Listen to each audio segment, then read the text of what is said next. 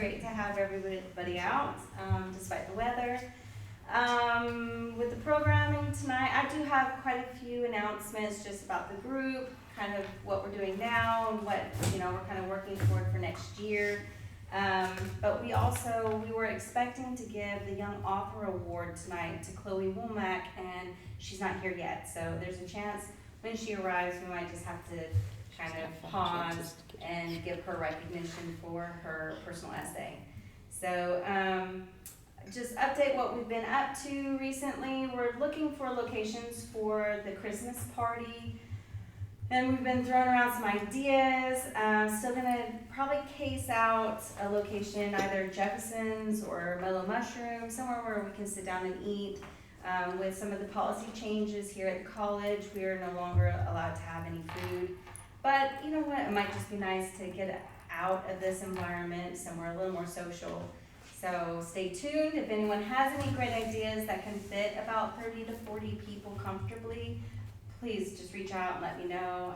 I'm not from Cartersville, and because this is our kind of meeting area, we're trying to keep the party in town as well. So anyway, for our newcomers, just to recap that we are Cartersville area writers, but a lot of us come from towns all across North Georgia. This is just simply our meeting place, and it's an awesome, vibrant group dedicated to the writing community and fostering our love and interest in writing in whatever level we're at. Recently, we've started looking at some outreach programs, wanting to kind of connect more with the community. And a couple weeks ago, Deanna Repose went and taught some journaling for healing lessons at the Tranquility House, the women's shelter. We're looking at maybe doing this ongoing, once a month or once every 2 weeks.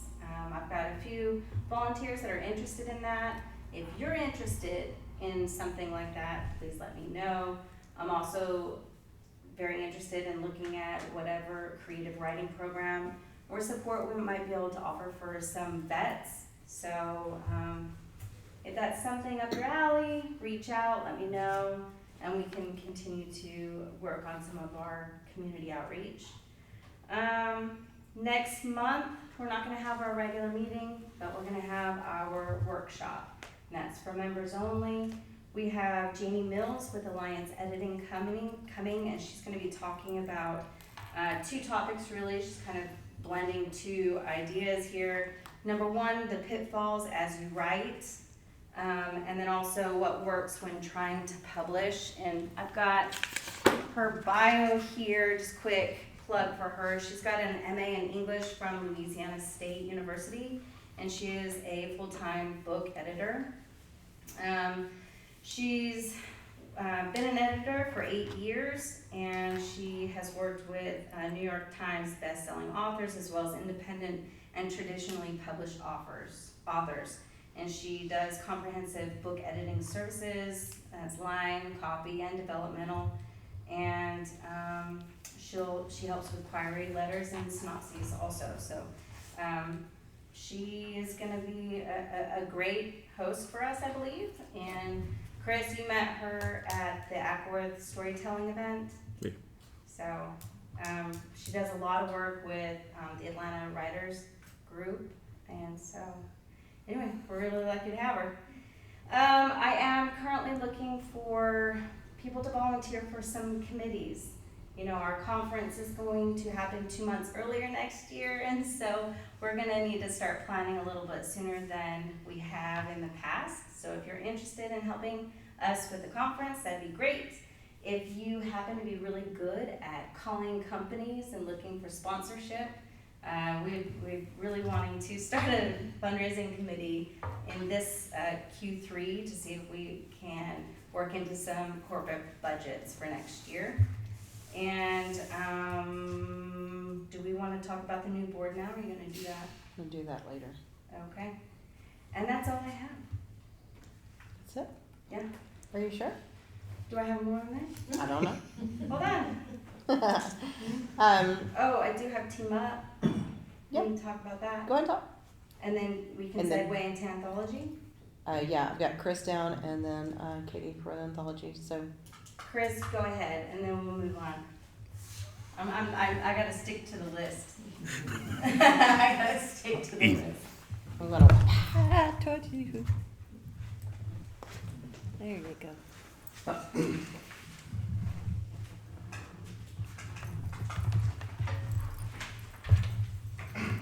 Hello, my name's Chris. Next month we're switching our newsletter, the format and where it's coming from. We're going to Substack, so it should stop ending up in your spam folders as much, hopefully. But if it does, let us know. We'll see if we can work it out, but this should remedy most of the issue. It should go to your direct inbox.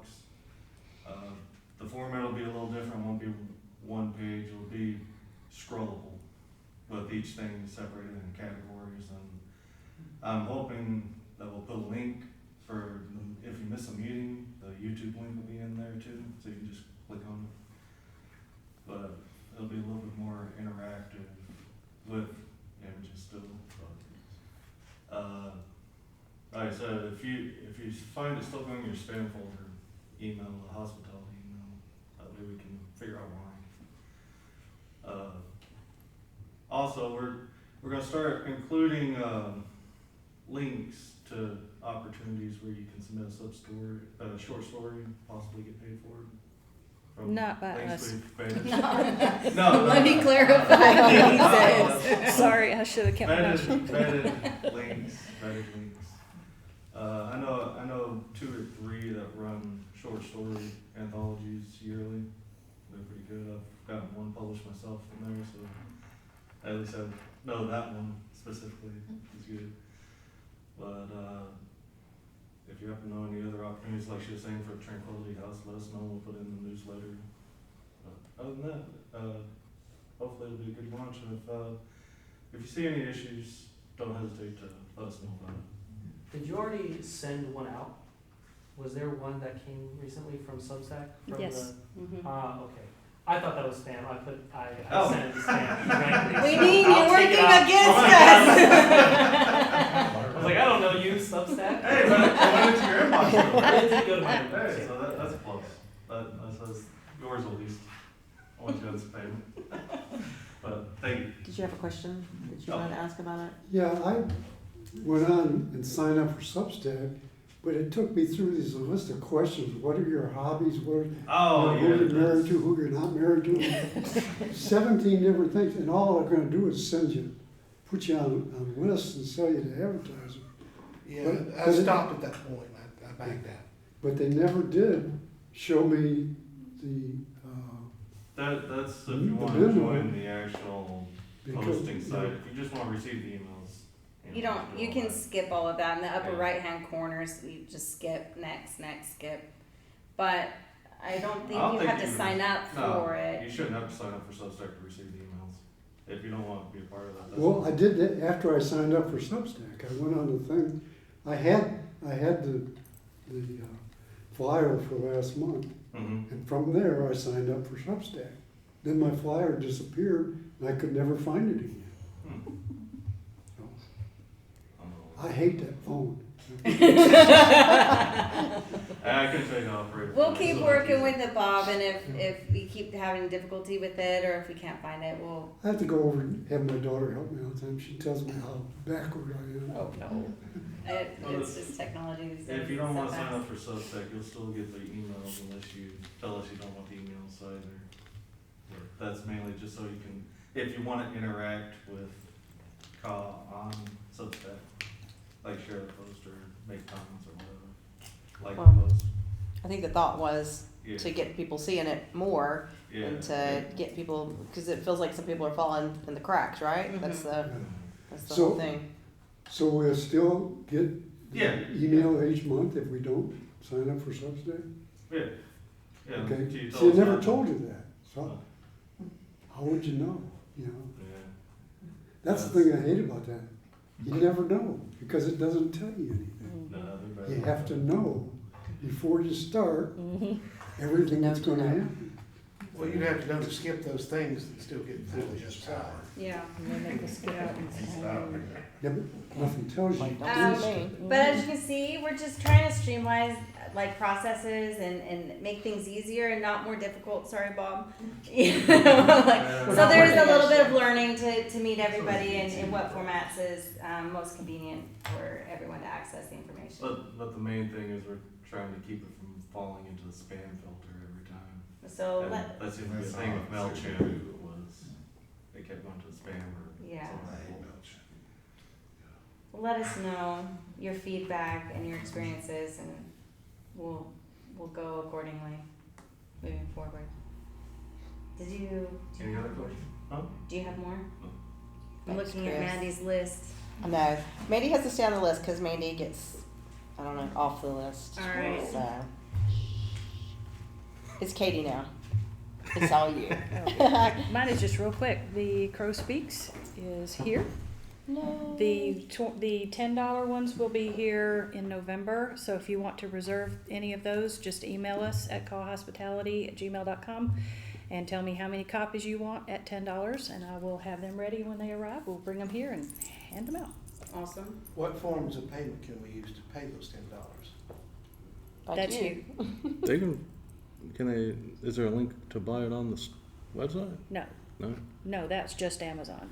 Oh. If you buy it from us, then they'll need to pay us here, and they can use Well, they'll use our Card, website, card right? and cash. But Card and cash. Otherwise, you can get it off Amazon. Well, nobody And we- carries cash anymore, so I'm Yeah, looking so for card. Yeah, you can do Apple card. Pay or Venmo or. Okay, we Well, can we create a need link to- off of the Facebook I disagree. page. I Yeah. use cash all the time. I guess I am. 100% of the time. Yeah, we can do like we did before Yeah, we'll with the we can website. create a link. I'd like the love to have mobile. cash in my wallet. I don't have any.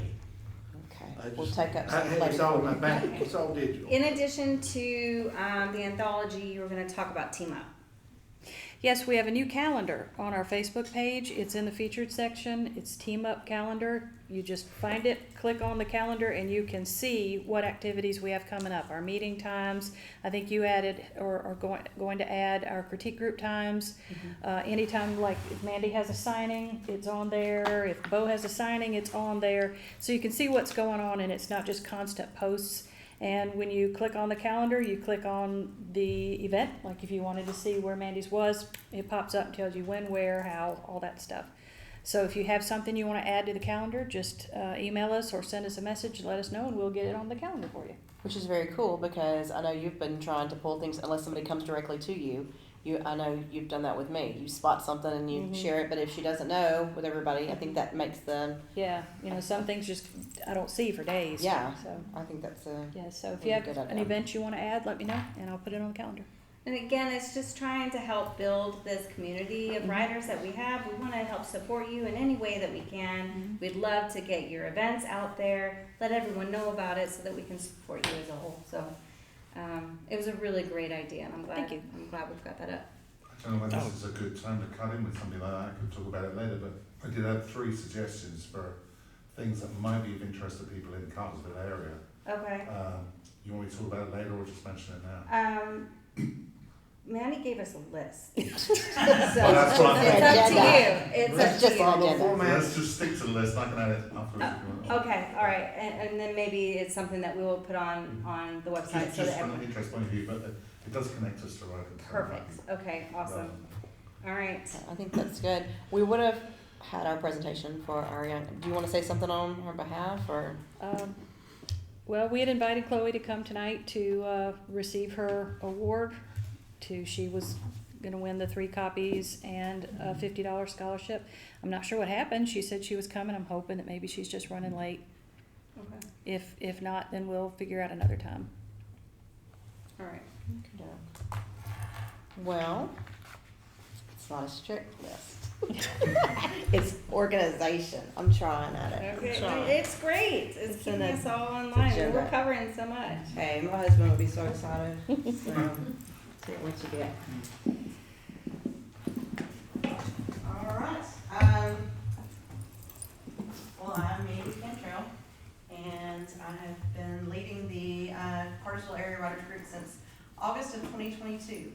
And I wanted to take just a minute to say that I will be stepping down from that position going forward next year. So I wanted to say all my hugs and kisses and all the things up here because Tammy will be taking that role and she is just gonna rock that. So I'm really excited about that.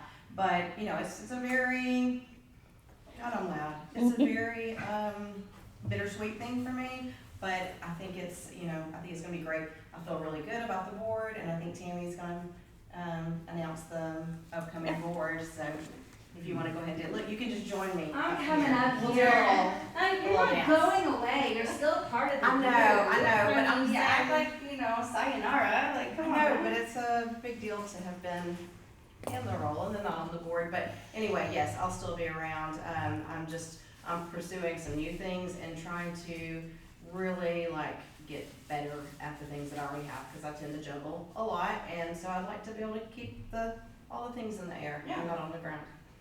No, I mean, we're really supportive of your next step, and we're definitely grateful to have you as a consultant for all of our things Like still you're next not year. going You're not anywhere. going anywhere. So yeah, this was my first year joining the leadership board, and this was actually our first year really having an executive board, and it's been amazing to see how much interest there is in the group, and being able to have the manpower really to start listening to the individual needs of why everyone's here. And so that's really, I would say, the biggest difference, you know, that you brought in this board, and it's allowed us to bring those supports to the group.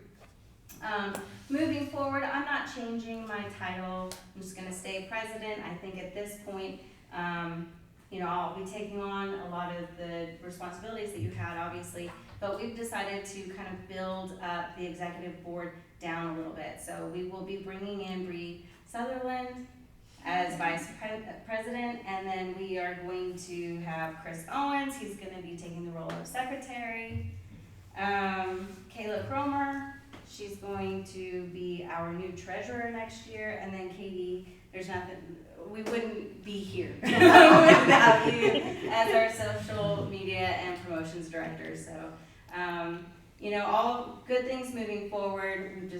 We have a lot of support in keeping the momentum of the group and meeting everyone's needs. But as Chris was saying earlier, like, we really welcome all of your feedback. And I'm sorry I said we don't have time to talk about all the events right now, but we will get it out there, I promise. And I know that we've taken a lot of your time for your That's okay. presentation. You can talk really fast. But anyway, that's us in a nutshell. We're Yeah. growing. We're growing, and there's so many people here tonight, and it's exciting. And without further ado, Well, a big hand for the newborn. yes, I'm really excited about that. I have a highlighter that was gonna help me in some fashion. Where did that go? Yeah, I mostly get concerned about how much about what's on it, but we're not gonna do that. Somebody's gonna get a book and pull me off the side. So, Tammy had said that I might be a good person to lead this because I do write a spooky series.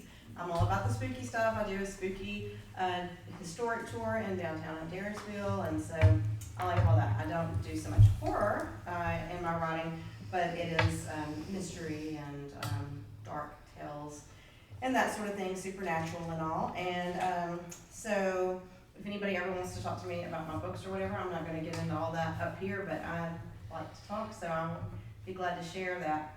I thought we would do some fun, spooky things. Traditionally, we've done like a little Halloween thing, and I would always suggest somebody could dress up, like everybody could dress up like a character from one of their favorite books. But I think it was always me and AP Whitfield, and she's not here, so I just came in regular clothes tonight. But anyway, I did want to do some fun spooky things. So we start off with a spooky quiz, and I've got a couple of prizes. So we will do that for the top 2 winners. So get your thinking caps on in spooky fashion, and I'm gonna pass these around so everybody can just grab a sheet of paper and pass those. That's some sort of a quiz. Okay. 50 lashings for the one who loses.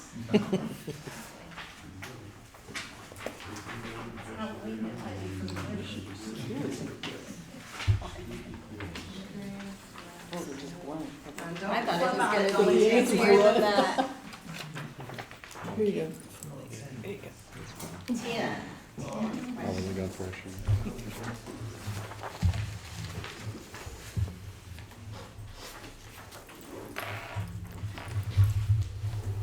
Did everybody get paper? Paper, yes. All right, so, nobody shouted out. Normally, what we've done is like shout out whoever gets it first, that kind of thing. But I thought we'd see who gets the most points at the end. So when I go back through the answers, then you'll give yourself points, and we'll tally those up, and then we'll talk about our topic for the night. All right, how many novels does Stephen King have, including under his pen name? We're talking about getting close.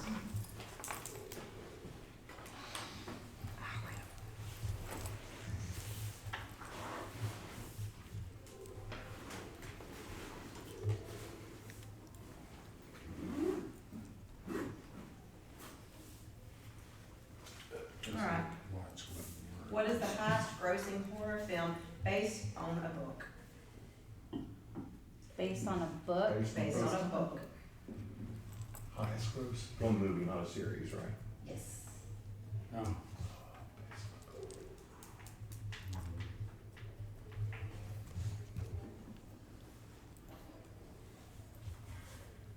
All right.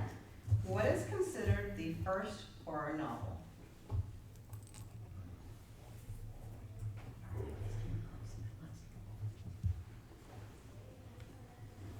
First horror novel?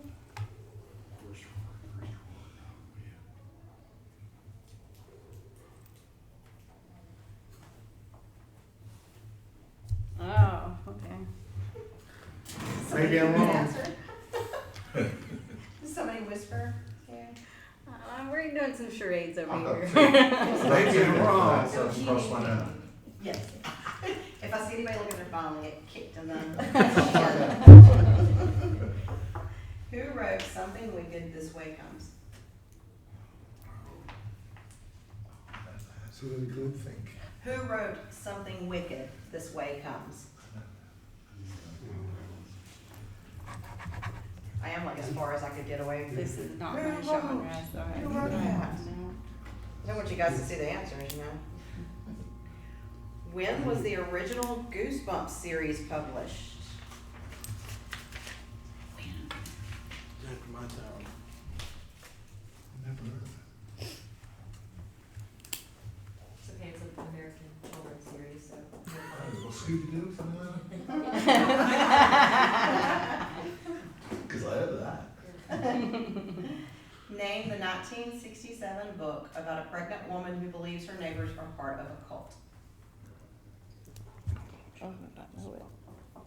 Oh.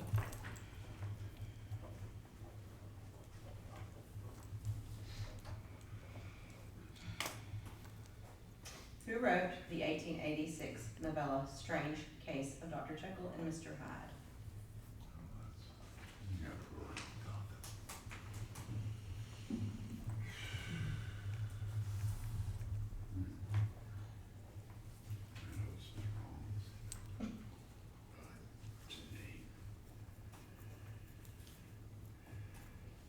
All right, the movie The Turning, 2020, and The Innocents, 1961, are based on which books by Henry James? Which book? Can you say that one more time? The movie The Turning, 2020, and The Innocents, 1961, are both based on which book by Henry James?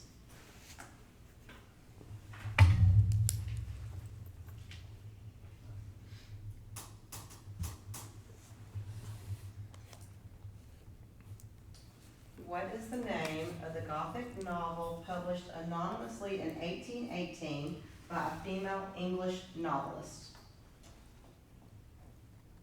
What was the novel? What is the name of the Gothic novel published anonymously in 1818 by a female English novelist? I think I misled you. You misled me. I think I did, yeah. Don't listen to him. He's playing cutthroat over here. It was on purpose. I listened to it twice. Sounds like.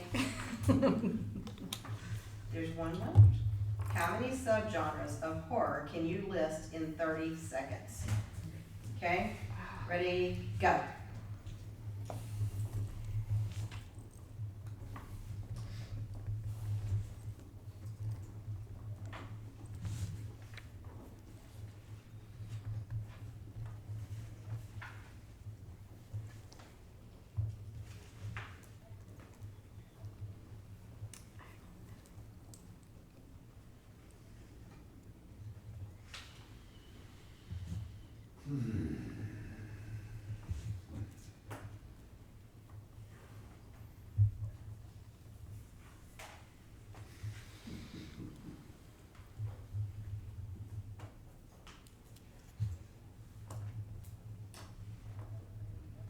Okay, stop. All right, let's go back through. Did anybody answer all the questions? Was that 9 or 10? That's 10. 10. I've been numbering them, I must have missed some. I must You were have. busy cheating. Hey, let me see though if it's me that can't. 1, 2, 3, 4, 5, 6, 7, 8, 9. There was one I didn't know the answer to. I think I wrote the answer in the wrong slot, so. I'll tell you. I answered all the questions, but I'm sure many of the answers are wrong. Me too. Well, we shall see. So raise your hand if you got an answer to each of those. There's one didn't have, yeah, but I got an Yeah, answer. good. Probably wrong on the other. All right, go to the side and give yourself points if you, depending on how you answered these. So, on how many novels does Stephen King have, including under his pen name? Does anybody know exactly? What's the best guess? Nobody? It's 65. I wrote that. I You wrote it? 65. Look at that. Are we doing horseshoes and hand grenades? My first guess was I wrote 56. 56. I wrote 60, but I, Okay, did you get it in the I top didn't tier? know if that I was got close. 67, so his last 2 right don't count. Right. He has 2 more coming out, so, you know. I just pulled it out of the air. I've got it 1, I'm gonna 20, give 21, myself a and full 35 half like point. that in sections. So if you got in the window, and It's so, 69. The window 60 would, Do I get an 65 extra is. point for getting the actual? yes, you get an extra Well, one. you for should. the- Yes, You you should. do. If we get a half point, she gets a full point. Yes. 32 times 2 were? No, I don't know about all that. Give yourself a point if you were in that section and you get your extra point. I was It's good. joking. It's No, better. take your extra point. So, what is the highest grossing horror film based on a book? It's It. It's It. Anybody put down It by Stephen King? Oh, that was I thought the show. Yeah, I feel like the first question was a hint to the second one, but I got the wrong one. So 701,012,746. Wow. That's crazy talk. What is considered the first horror novel? So I would have gotten this one wrong. Did anybody feel strong about that one? Well, let's see how Bo did. I guess Frankenstein, but. I guess Dracula. Yeah, that's what Oh, I guessed. that's not what I thought that's not what I thought you were telling me what it was. Bolts in the neck? What was? Oh, I thought you were Well, we Nostradamus. obviously need to work I on thought our you were saying pantomime. Nostradamus. Yeah, I thought it was like vampires, That's what what you I were saying. guessed too. So look, somebody correct me on my pronunciation. Castle Otranto? Otranto? Yes, there, did you put that down? I did. I'm Wow. curious what it did. 1764, Oh, you're the man. But, look, it was the inspiration for Dracula and Frankenstein there. So, y'all get nothing on that one, sorry. Okay, what is, no. Who wrote Something Wicked This Way Comes? Ray Bradbury. Oh, look at all those. Well, Dad, go. Point for all those things. I'm in the wrong room. Oh, good, yeah. Alright, when was the original Goosebumps series published? Not Scooby-Doo. 80s. Not Scooby-Doo. 89? What, say, 89? I guess 89, but I don't know. 88. no. 87. It's 92, guys. What? 92. Oh. Are we I thought doing it was close in on the that, 80s. or has it got to be the exact number? Wow, I really thought it was an I guess 91. You guessed 91? Okay, well, that's pretty close. Half a point? Well, they were definitely working on it in 89. You guys are just making up your own rules on the point system. Fourth? Okay, you get a quarter of a point. Okay. Does that make you feel good? Okay. Name the 1967 book about a pregnant woman who believes her neighbors are part of a cult. Rosemary's Baby. Yes, What did you got a say? point. The Exorcist. Oh, okay, no, sorry. That was That was a kid, I don't think she was from, Pretty much everything else. but, you know, same kind of thought. Who wrote the 1886 novella, The Strange Case of Dr. Jekyll and Mr. Hyde? Robert Robert Louis Stevens. Stevens. Right. Yes. Oh, my grandfather is so Point mad for at that. me. Who was that? Robert Louis Louis Stevens.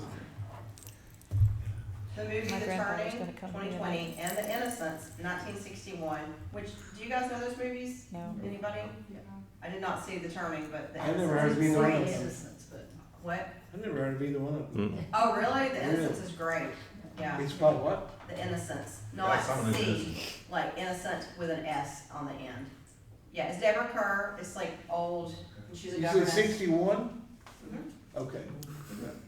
Yeah, anyway, it's The Turn of the Screw. Right, they're in the screw, got that one. That was a guess. What is the name of the Gothic novel published anonymously in 1818 by a female English novelist? Frankenstein? Frankenstein. There you Yes. go. I didn't know she did it anonymously. She about had to. The anonymous, Did she have that's the part that, Yeah. that's, that made me wonder, question, but. That's Two why, years yeah. later, 2 years later, when her real name was there. Really? Mm-hmm. Yep. Mary Shelley. Mm-hmm. How many subgenres of horror can you list in 30 seconds? So this one was, you know, because that's different people list different subgenres, but I put the ones that mostly come up. So who got 5? Raise your hand. Who got 10? Right, keep your hand up. I got 4. Who got 6? I got 6. Who got 7? 7. 7. 8? Do I hear 8? Everybody got 8? Raise your hand if you got 7. You. I wrote a bunch of stuff down, but I don't think it's on. Yeah, I don't think Yeah, I it's don't on think- there. I mean, does Axeman and Werewolf count? I mean, Can I hear yours? Yeah, well, one of them is Stephen King, is it? I mean, you can make that argument. I'm gonna see I'm looking at the, $65. Right, he Yeah, uses his own you should be genre. using your so I have 33 subgenres. Holy cow. Holy cow. Yeah, and that's like across the board. I kept finding 33 as like a basic, was just banana pudding. But, so what do you have? You have Stephen King, really? Yeah. Did you just have fun with this? 65 novels, I mean, give the man some credit. That should be, yeah. Who else? You? Yeah. Gothic, romantic, cryptid, true, slasher, body, and paranormal. Okay, so, It's cryptid and genre. hold on, let me look, I'm looking for that one. Is what? Cryptid. What is that? Cryptic? Cryptid. Cryptid. Unknown animal type thing. Like Mothman, Bigfoot. Oh. Yeah. Yeah, I saw that one. I think that falls underneath those other ones. CRYPTID. So Yeah. you got 6. The Never- game Six. You was- said you had 7? Yeah. You just named 7? So you got 6 of what was on this 33 Oh. list. Who did? So you get 6 points, right? 7. How many do you have? Okay, let's hear. I have 6. Name yours. Sorry, I have 6. Paranormal or slash haunting, slasher, gothic, monster, psychological, and sci-fi. 1 point. Okay, you've got 6, so you are still in the tie, and then, I've got body horror, slasher, possession, haunted house, psychological, and monster.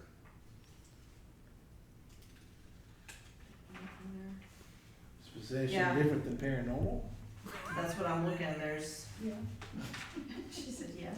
of course This it is is. gonna break down to a brawl. There's some hills we're gonna die on tonight, right? They list those as 2 different, but the descriptions are very similar. So, okay, so 6, 6, and 6, Uh-oh. right? Yeah. Oh, that's awful. Didn't plan that, guys. We need an old priest in it. Yeah, I don't read horror, so I feel like that's pretty interesting. That's good, you did good. Is there Okay. such thing as cozy horror? Oh, Alright, add up your points. There's, Be cool to invent if there Do isn't. that. yeah. I mean, you like the Addams family, right? Got 1. Yeah. Are you It'd serious? sort of be like cozy You're not a murder. horror person? I'm not really. Yeah, I'm not that much. I say I like spooky. I don't know that it's always horror. 2.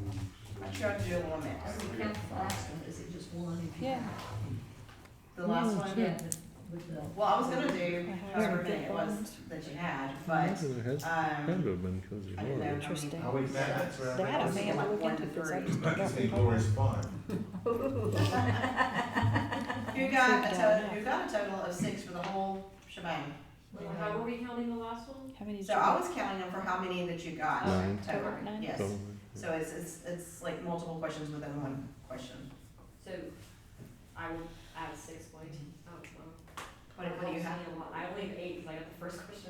Okay, does anybody have more than 8 total? Okay, Of all the questions? how about you have, 9. yes, of all the questions? 9. 9? 11. 11, anybody All have right, Angie. full total of 11? Well, I got 5, not counting the number of subgenres, Okay, because I only listed 4 subgenres, so. so you've got 9, I guess. then total? Yeah. You've got 11? Ain't nobody more than 11? Yeah. Okay, and anybody have 10? And who had 9? You two had 9? Okay, well, this is how we're gonna do this then. I told you. Bring out the Arm whole wrestle. movie trivia.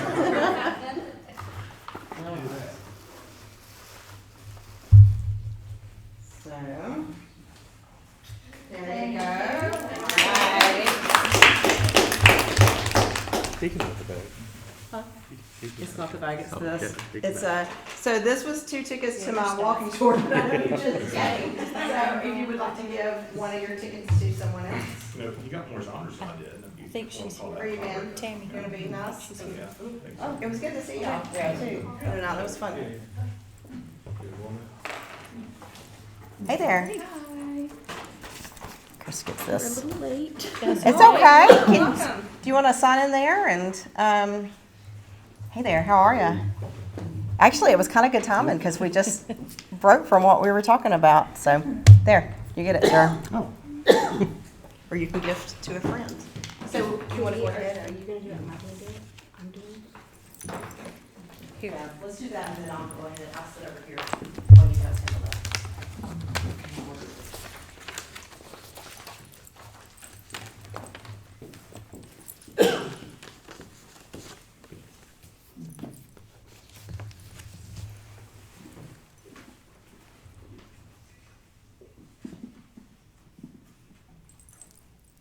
And then you'll just jump up. I'm just gonna jump back, Okay. back up there.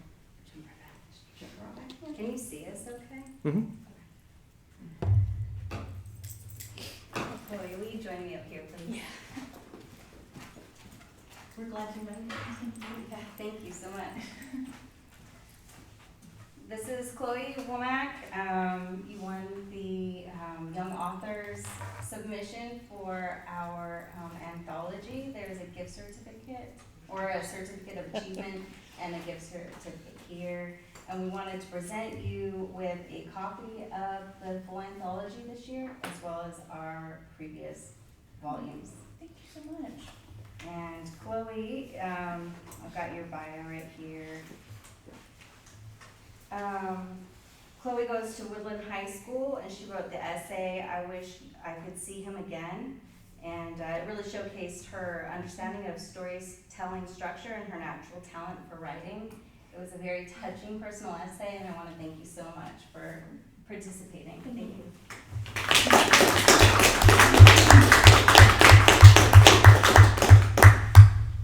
And you're welcome to stay for the rest of our presentation if you'd like. Katie, did you want to talk to her about getting with her and their time on that? Yeah, I'll get with you right after the meeting. Okay. All right, guys, I'm not finished yet. So we had a little fun with some trivia for spooky books and such. And as you guys know, if you received the newsletter or saw the event on Facebook, we're going to talk about the scary aspects of writing. Well, that's a long list, right? But we're going to go through Mandy's list, and then I'm hoping you guys will have some of your own that you want to include in this. So I did little corny things, okay? That's what I did. So I've done a little, each one under a little spooky fun thing. So the first one I said I called the dead zone, okay? Which is AKA writer's block. Raise your hand, you got some writer's block going on right now. Does anybody have it like right now? A second. Well, so I always say I've got tons of ideas. So that's not my writer's block, not coming up, like I could come up with book after book after book. But it's the timing. So do you guys struggle with, I know some people are very particular about when they write and they're very organized with that. But I, like a lot of people, like to write when you feel that passion, when you feel that idea. So I may have a whole book idea, but when I go to write the conversations or set the scene or whatever, that's where the block comes. And so if it's not the time of day that works for me, or if it's, you know, I'm just not feeling it, then it just is like words on the page. And that's scary because I think, oh my God, I'm in a funk now and I can't get out of that. So is that something that you guys can relate to? Do you have any other kind of writer's block where you just can't come up with ideas in general? For you said a story up, you've set plans to write a book and you don't even know what you're gonna write about. Is anybody struggling that hard? I struggled, like, most recently in our last critique group. I had to talk to everyone saying, like, I really know this scene needs to be funny, but, you know, I'm in such a dark mood with the rest of my story. I'm like, I just can't, like, plug in to, like, a specific tone sometimes. Like, how do I lighten this up? How do I switch my mind to think in a different way? If that makes sense.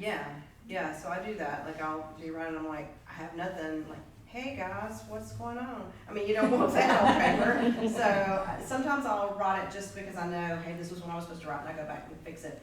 But that's not really what I want to do. Like, nobody wants to do that. So that's a scary aspect for me. The next one I called All Work and No Play Makes Jack a Dull Boy, aka editing. Good. You see this face? Now, some people love it. Do you love it or you're just good at it? I really like it. Okay. I really enjoy editing. So I like it as far as what's obvious, but when it gets more and more like down to the nitty gritty, and I'm like, I think I've done something right, and somebody like Mandy says, no, you spelled that wrong. I gotta teach you a little bit. No, that's what I've literally put down here. I gave you it as an example because it's not about whether you can spell or not, it's about whether you messed up or not, right? It's whether you thought, oh gosh, something didn't catch this, or the editor didn't catch this, not Katie, of course. I actually spent $1,700 on one of my books, and the editing came back, and I was like, okay, but you didn't do any of the line editing's okay, but you didn't do any of what I paid the extra for, you know, and so I went back twice on that one. So editing can be a nightmare, and then you still might have something Once you especially. can pay an editor can be like that as well. Yes. And when you self-publish, is anybody self-publishing in here? Then you're trying to wear all the hats and make sure you do all of them well, when you didn't want to do anything but write the book, right? You didn't want to do all the things. So That's editing, was that? That's the easy part. Oh, well, and see, I tricked myself thinking I like the editing, because I like the process of going back through and thinking, no, let's tweak that here, but it's still the creative thing that I'm liking. It's not the technical aspect of it. So My question I have on that is, you know, when is the editing done? never. Like, how do you walk away from a project saying? You've got to say this. I edit mine 3 times and then send them on to 2 different editors, because you have to draw a line somewhere. But I've had it come back and it's been like, well, actually I should prefer what I wrote, and then someone else has said to me, oh, what you wrote is better than what the editor did. So it's always subjective, and that's the problem you've got. Yes, You know, beyond the spelling, sure. Deadlines help a lot, so like if you say, I have to be done with this by whatever the date is, Yeah. you can't, you're done after that. Yeah, you have to draw a hard line. you have to have a line. Because in yeah. traditional publishing, that's what happens to you, Yeah, mostly, yeah. is that you have to send it, so if you're self-published, you have to like make that discipline for yourself. I see. Because you can't edit it for the rest of your life. Yes, you can. 100%. And every book you write is going to be better than the last. So if you spend all this time, you know, years and years editing that first book, you could have written 5 books, and the 5th one would be better than the first and the second one. Well, the worst thing is when you write your final chapter, you go back to edit your first chapter. The first chapter, the writing's a lot weaker than your last chapter. Yes. You're like, Yes, How do you escape exactly. I did that. I had that happen recently, and I was like, well, I didn't even like them at the beginning. And it's like, well, it shows, you know. And so I had to get to know that character better in the last book. I was like, I don't like this character, so I went through that, you know, for a while. That block where I was like, I don't know what to write for him because I don't like him. But then later on, I did. I was like, gosh, we got to tidy this up to make. That's funny because I really like doing it that way.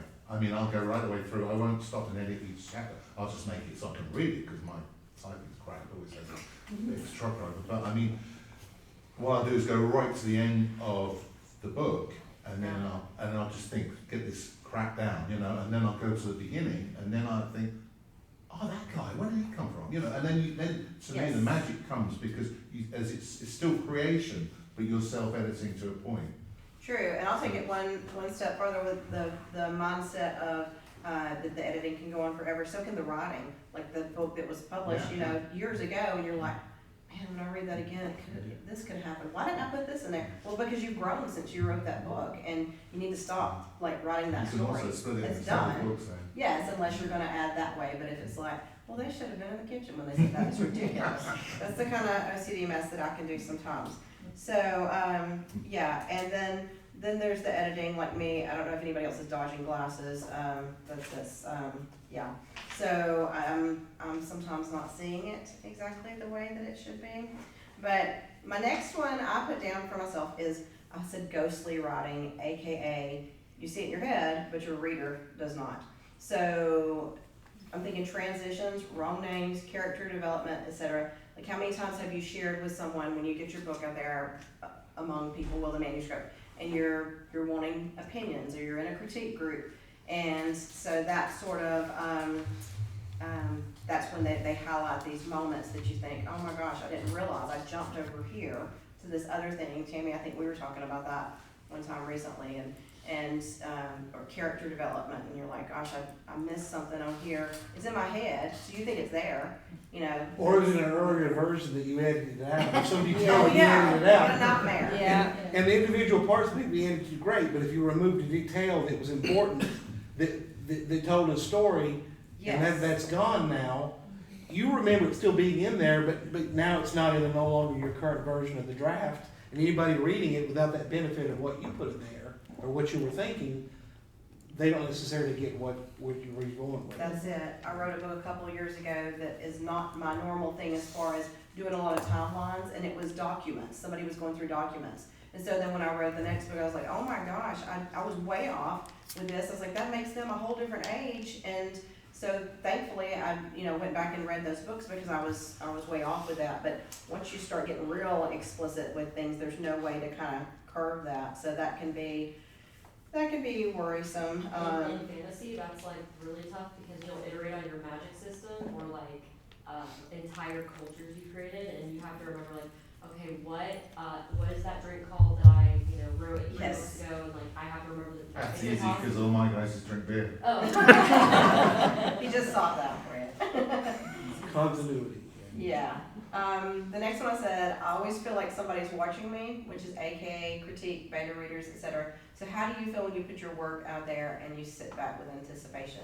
Is anybody really scared of the criticism, or do you take it very practically, like, this is just a step that I have to do, blah, blah, blah? Yeah, there's a learning curve there. The first time I joined a critique group, I was terrified. I mean, he remembers I came in going absolutely terrified because I thought, please don't tear me apart. But then you learn it's not personal, that the critique people are there to help you grow, and you hear it differently. Yeah, Well, there's one person in our critique group that took it personally, but she's not here. True. I was gonna say, are we gonna be honest about some of this? Because it's an old group stuff, but for myself, but I know for the most part that is what the goal is that you get a good critique group that can give back to you constructive criticism and not take their red pen and have the time of their life. Because I've had both, and sometimes it's just maybe your subject matter doesn't resonate with somebody else, and so they take a strong Visceral. red pen. Subjective. What's that? Visceral. Yes. Yeah. Yeah. And also, I know this goes into this same kind of thing. Once it's out there, when I heard Richard Fear say recently he does not read his reviews. I'm not so big that I don't read my reviews yet, and that makes you just sort of. You don't read them. You don't want to read them? Yeah. No, I gave up reading them about 5 years ago. Really? I mean, I read the odd one, just because. Yeah. His Goodreads rating is like a 4.5. I hate Wow. He could go read them and you'd be fine. Yeah. No, I get some stinkers. Well, then you gotta go to like the Fellowship of the Ring and sort for 1 stars and read those and make some. I mean, they're Most opinions. reviews for that, you know? They are opinions. They're just opinions. They're opinions. And even another editor or an editor, they're sharing their opinion. If they do it in good faith, then you have to take it in the spirit of charity. I think if anything's 3-star and above, read it. That's it. But if it's 2-star and 1 star, they're not even interested. They're not even. Then those guys, just ignore them. Yeah, and I could go on a whole thing with, you know, with leaving reviews, because that's a topic on its own, but I will say this before we go on, is that, one thing that was hard for me was, like, not everybody's good at leaving reviews, and so it's not just that they're being critical, not everybody's good at that. I had a relative that was so excited about my book, she put every single thing about it, all the spoilers, like, she just thought, hey, this happened, I couldn't believe it, I'm like, yeah, I know, that's the way the person reading it's supposed to feel at the very last page, but yeah, she put all the things and was excited and sharing it, and I'm like, oh my God, and trying to gather it up, you know, and you can't like micromanage that with people, because you know, so maybe that's a good reason not to read this stuff, but it just kind of makes me still cringe, like, no, I didn't want that out there. It's not always a bad review, right? It's really hard, and if say you've had 10 5-star reviews and 1 1-star, what's the one you're going to look at? What's the one that's going to freak you out? It's that guy that said, I hated everything about this book. Hey, what about the person that rakes you over the coals, but they keep reading your books? Yeah. I don't even know what that is. We're just gonna let that sit, And right? you can tell with some reviewers that they've actually read a page and a half of your book, you know, because that's all they've commented on, if anything. Right. You know, so it's instant dislike, and yet they'll still write a review. Well, someone from an old critique group of mine, she likes to read my books, but she, you know, she likes to tell, and I think it's just a personality thing. And that's the thing, you can't go through everybody's personality and understand why they're doing what they're doing.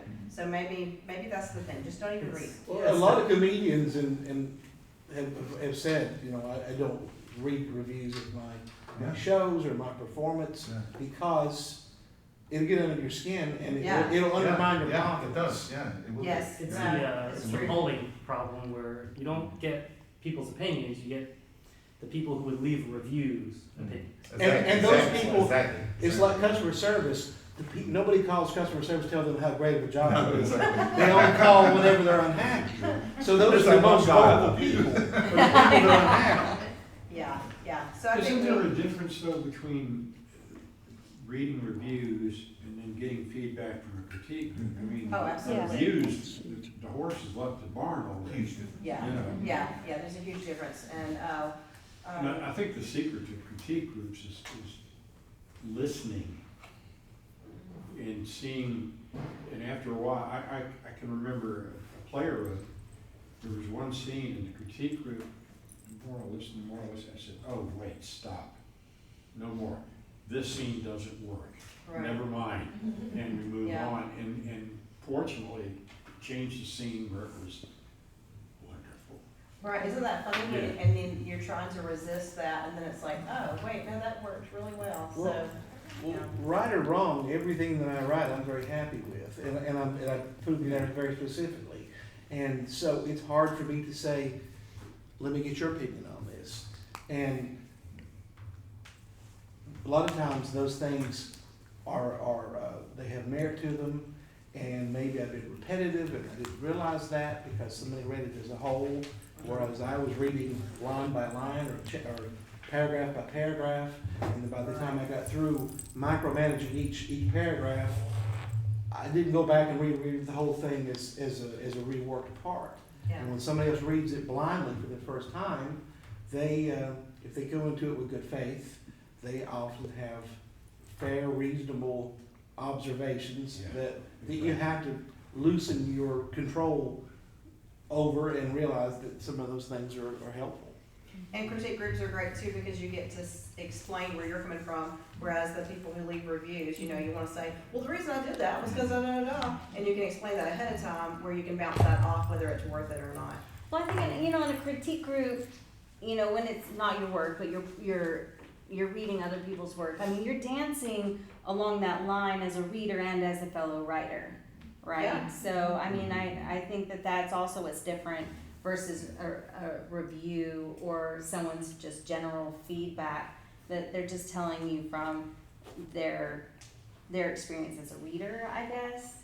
And maybe also, if you're lucky, in your critique group, you've developed a trust of those people, and you understand that they've got your project's, you know, best interest in mind. Yes, yeah, I agree. It sounds like maybe a critique discussion might be good for a group sometime for one of the meetings. But the last one I have, and then I want to hear from you guys, is I've called It's Alive, which is AKA Now What.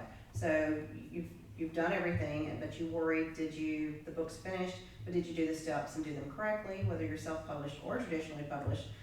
Because then there's expectations with both, and they may look differently, but do you feel overwhelmed by that balance and oversaturated on information? Does anybody feel that, oversaturated on information? Good Lord. Every time I'm trying to find a better way to do something, there's 10 other ways to do it, and then they're contradicting each other. And I finally got to the point where I kind of feel like, for a minute, I'm gonna step back and go back to doing what I was doing, and then slowly start piecing some things in, because the more you search, you're like, your head's spinning with things. So I think that can be overwhelming. I know I've published 6 books, and with each one of those, I learned, should I have done this first? Should I have put more on social media? Should I have got Facebook ads? Should I have done? And it's just like, shut up, Do you feel that way? Whether you've published or not, do you feel like, well, I guess I should have tried harder to get an agent. I should have went to some conference where they were offering XYZ. I mean, it just is exhausting trying to think, are you doing, like writing the thing isn't enough, right? You've got to make sure you've done all the things in the world, and that can feel overwhelming to me.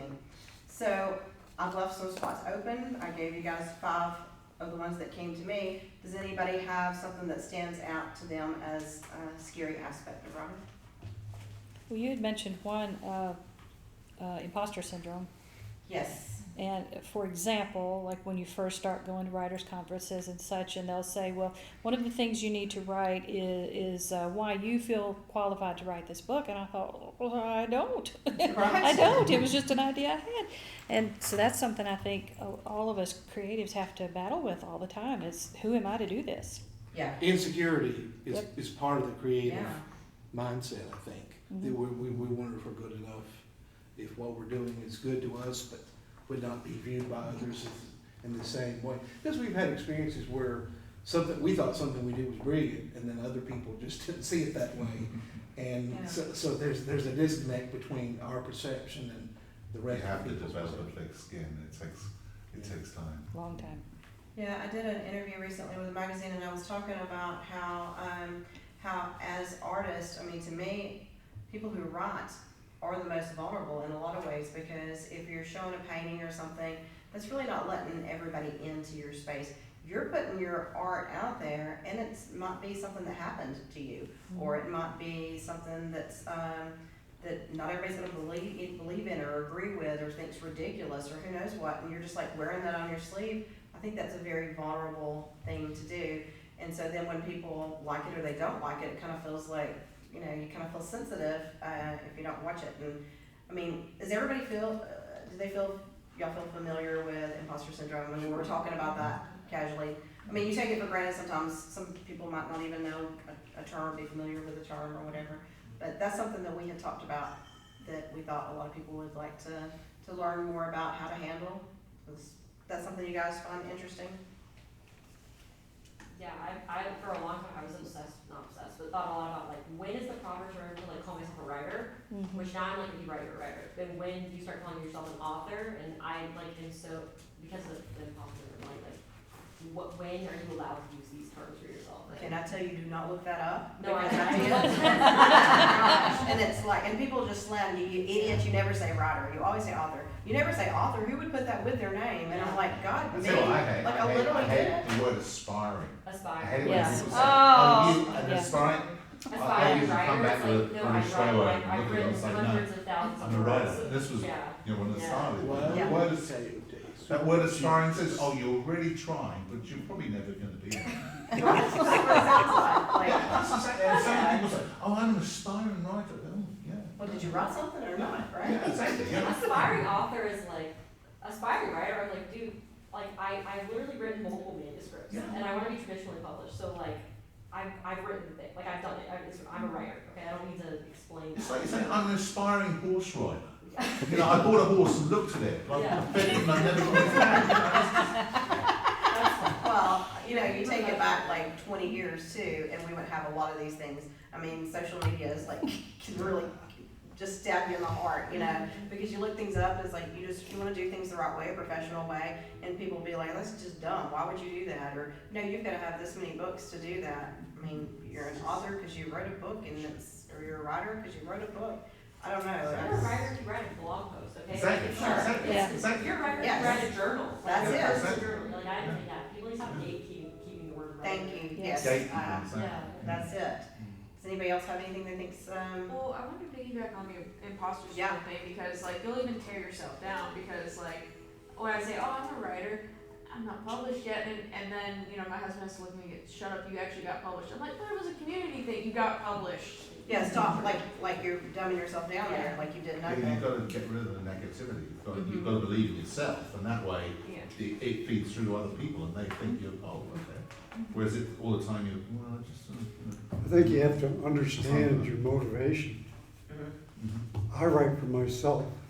If nobody else likes anything I write, if I'm happy with it, that's what counts.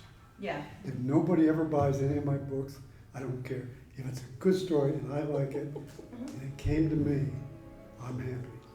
You know, I'm not is that writing. for us? I don't know. I'm not writing. They about to turn off the lights. No, I agree with you though, because when I started writing, it's because I had something I had to get out, and if no one ever saw It's it. cathartic. Yes, And if I share it with somebody and they like it, and then that can start a conversation and we can have, you know, Bria and I had this conversation we had in our group.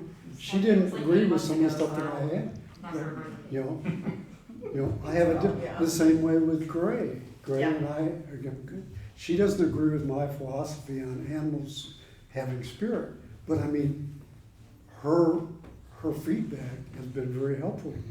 And yeah, well, you can put that has aside. helped my research in that, in developing that idea.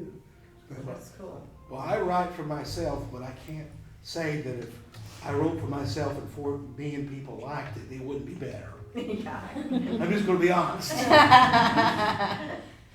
I'm content with everything that I've ever written, but if other people like it, it does make life a little bit better. Yeah, yeah.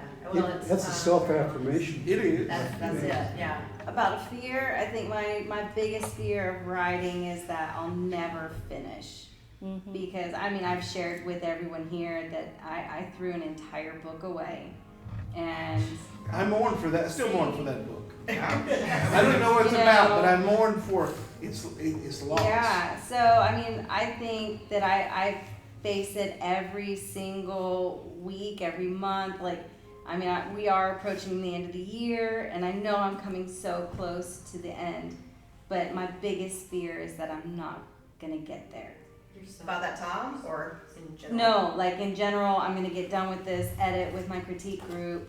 I know I still have so much more to go back to and fix from the feedback along the way. Like, I can't necessarily see the light at the end of the tunnel for this project in its completion, whatever that looks like or feels like. It seems like it's so far away. Yeah, that's my biggest fear is that I won't just finish keep it. writing, and don't think about where it's going to go. That's Just where I totally just glance do, it. today I'm doing this chapter. Yeah. I'm not gonna think about all of that other work. Today, this is what I'm doing. And that's been the only way to see it through and not feel overwhelmed. Is that feeling of just being overwhelmed with all of the details, all of the world building, all of the things. So it's just the amount, is it the amount of information or the amount of work left that you are struggling Both. with? Both. So I just have just put my head down one chapter at a time and just chisel away and take my perspective off the big picture, because the big picture is more than I can handle. And that way you'll get to the big picture. And so, like, when you're talking about all the other aspects, I mean, once you start acquiring, once you start the whole publishing, and then the marketing, like, whoo, is it getting hot in here? Like, oh, It is, you know? But don't you think that, like, even though we can all agree that all these things and the things that we've talked about are something relatable to all of us, it has to do with a personality thing too, on which one of those things weighs heaviest. So probably in other areas of your life you feel the same kind of way, like I need to be here and I'm not here, and maybe hard on yourself in those ways. But we've all got plenty of ways we're hard on ourselves, but I think you'll finish it. Yeah. I wrote the foreword for my anthology that I was compiling with the goal of publishing by 50. I'm 59 now, still not done. So, You'll get it. but 60. 60. Still hoping for 60. Yeah. What about our young author over here? Do you have anything you'd like to add? Do you find something that's worries you or that's unnerves you? Kind of just that I never thought it would go anywhere. Yeah. Mm-hmm. Sorry, I'm like a crybaby. I don't know why, but That's okay. I just submitted this and was like, it's not gonna do anything. It is about my dad, who I haven't seen in a while. I saw him a little while ago, but it was just a dinner. But he's not really present in my life. This is my stepdad. But my biological father, he's not really in my life anymore. And that's who I wrote about. So the personal aspect is hard to write about and to show to everybody. But my teacher back in high school, she assigned us to write a personal memoir. And that's where my entry came from.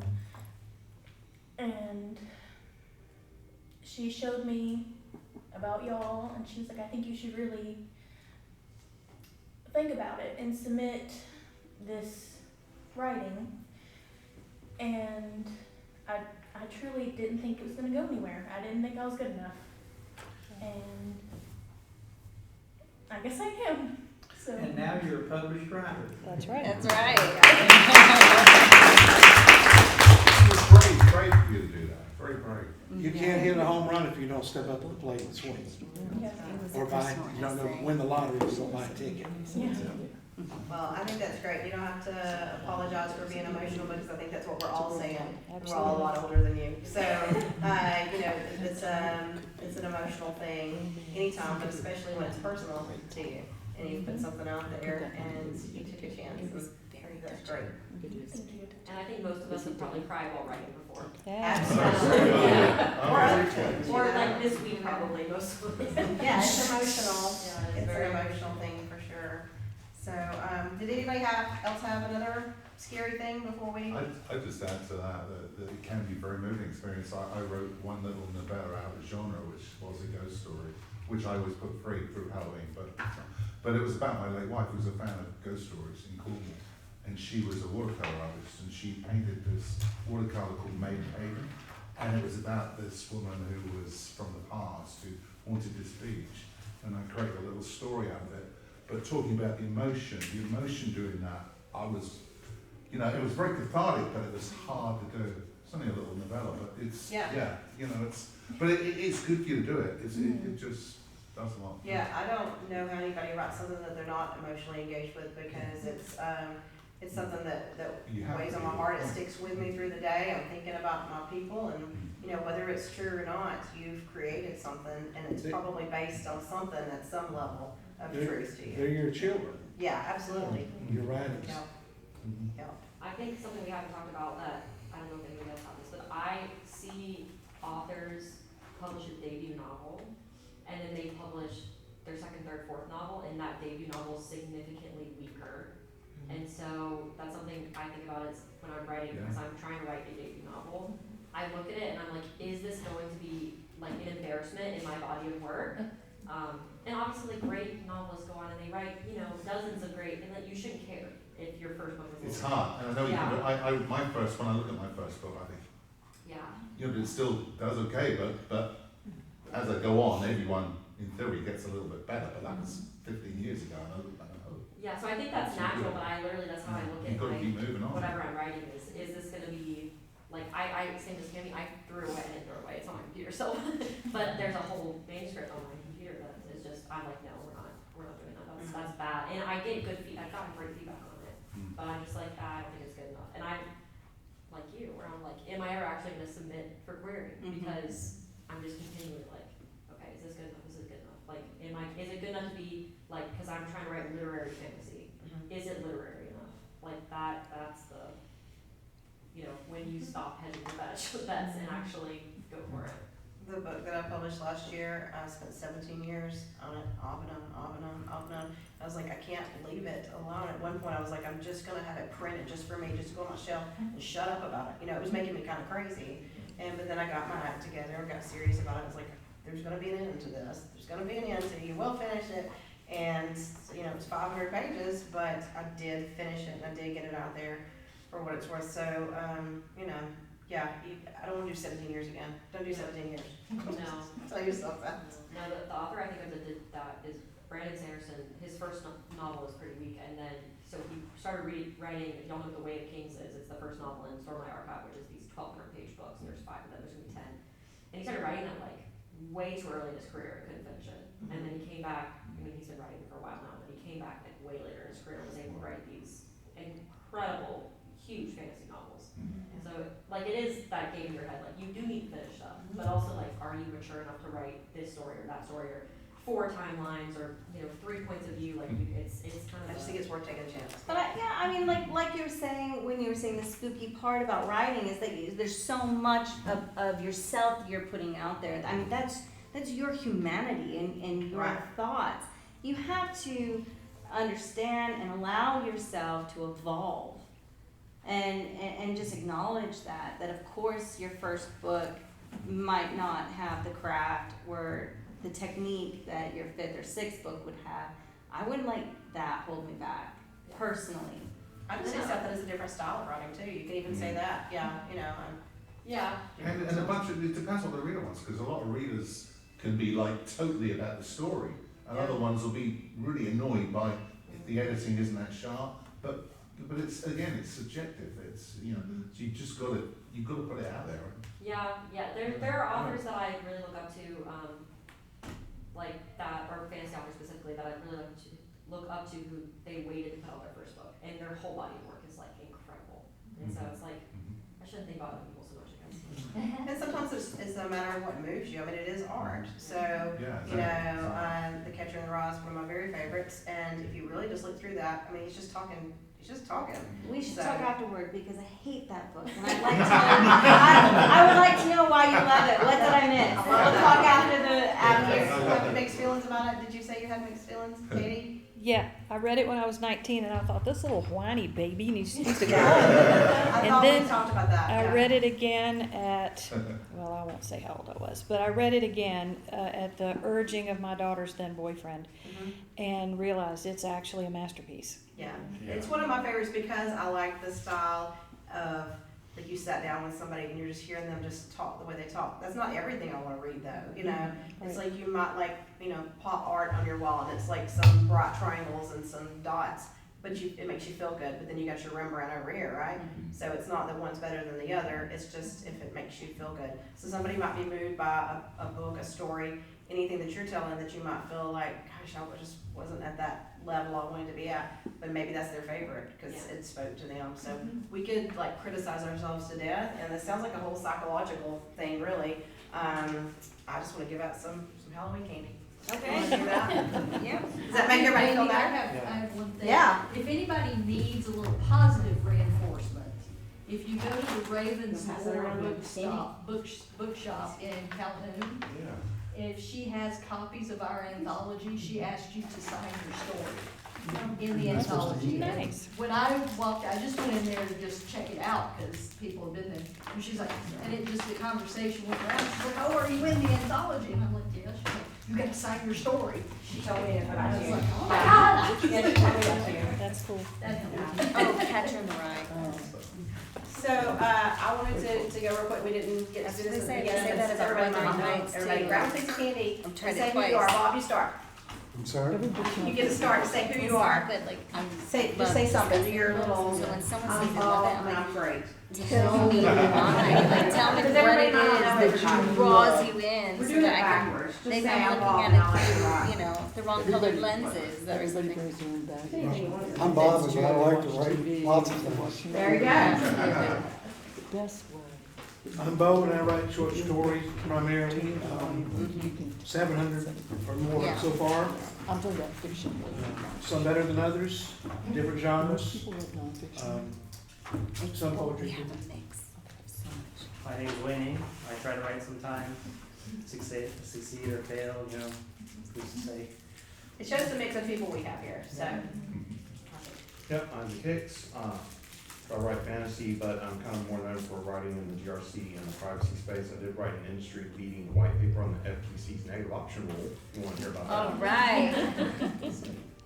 I'm Jim, I write fantasies, JW Webb, dark epic fantasy now. I'm Angie, I focus on short stories, but I am trying to work through a novel, and it's mostly the different subgenres of horror, spooky stuff. I'm Paul Collada. I've been published 20 times or so in one specific area, Dungeons and Dragons products. And currently I am lost in about the 4th book of a 5-volume science fiction saga that somehow came to mind. And I am now captured in my own world. Not the worst thing. And by the way, my wife Sherry, besides what she writes now, is she's also a co-author in one of my Dungeons and Dragons adventures that was published. I'm Sherry Collada. I write young adult historical fiction. Oh, cool. I think I've kind of told my stuff. So I'm Mandy. I write a series called the Trace Books series, and I have a new book out. Been out for about 3 or 4 weeks. So I'm Carl England, and when I'm Carl England, I write mysteries and thrillers, but when I'm C.J. Nash, I write science fiction and fantasy. I'm Bree Sutherland. I write adult fantasy with literary and family overtones. My name is Kayla Cromer. I'm currently working through my first novel that started as a fantasy novel. Now it's just therapy on how different people heal from trauma. I'm Tammy Barron. I'm working on a dystopian romance. Dystopian romance? Mm-hmm. I'm intrigued, tell us more. Well, I cut out the romance. I got to go back. I got about 2 chapters away, like 2 chapters ago, and all my critique groups like, why are they kissing? And I'm like, I forgot that this is so important. I've been cutting it out. True. So. Don't hit the delete button. I'm JC. It's for my first meeting. I've written nothing. But you intend to. Well, I've got catalogs of work, but I've written nothing. So you're aspiring. Oh no! Oh no! Don't use that word! Or did you think this was a whole other group? You're in the wrong place. We're glad to have you. Thank you. You might get inspired tonight. I don't know. Chris. Chris Owens said, I like writing drama, but I have better luck writing sci-fi.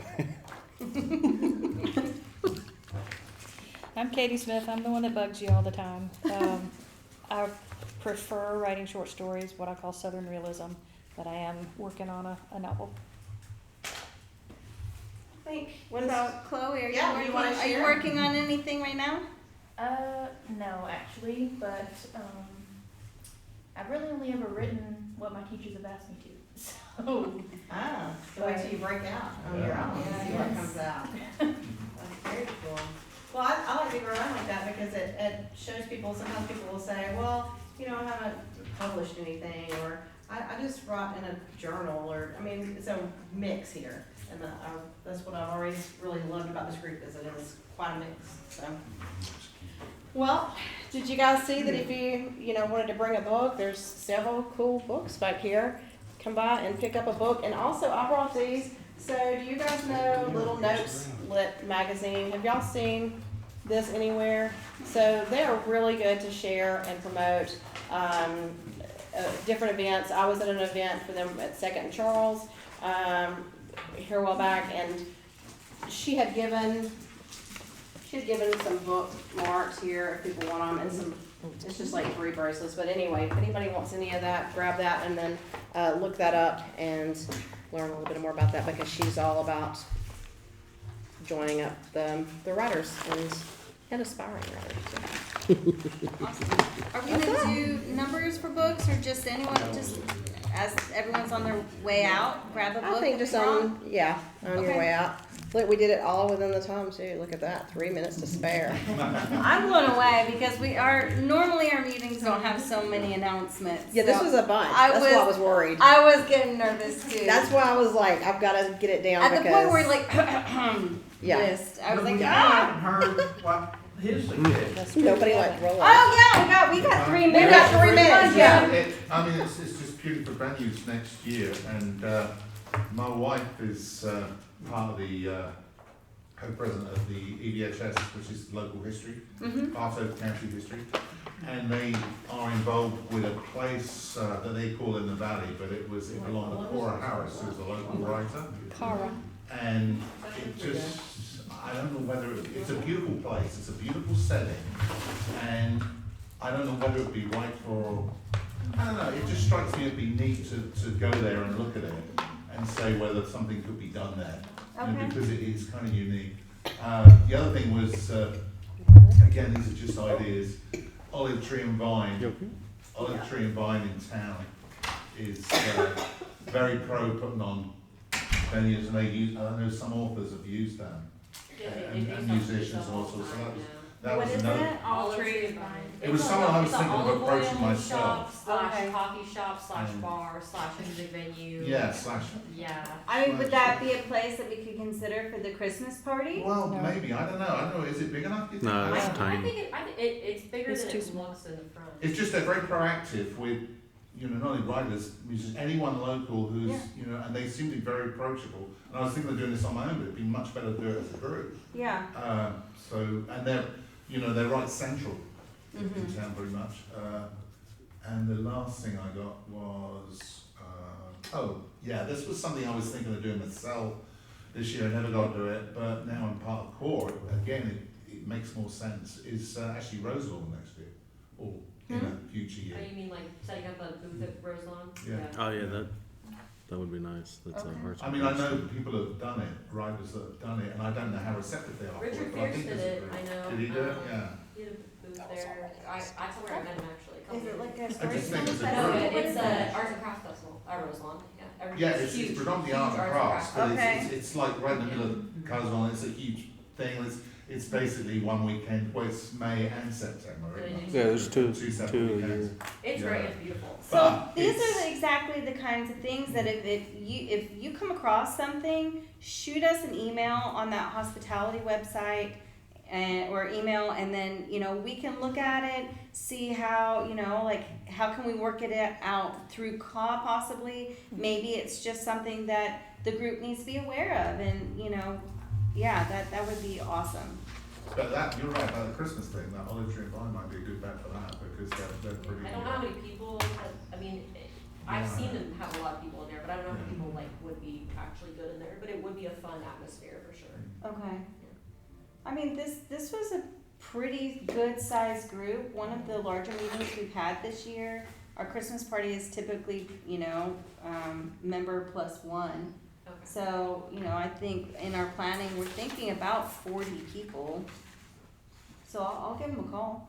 Let's see. Well, right on.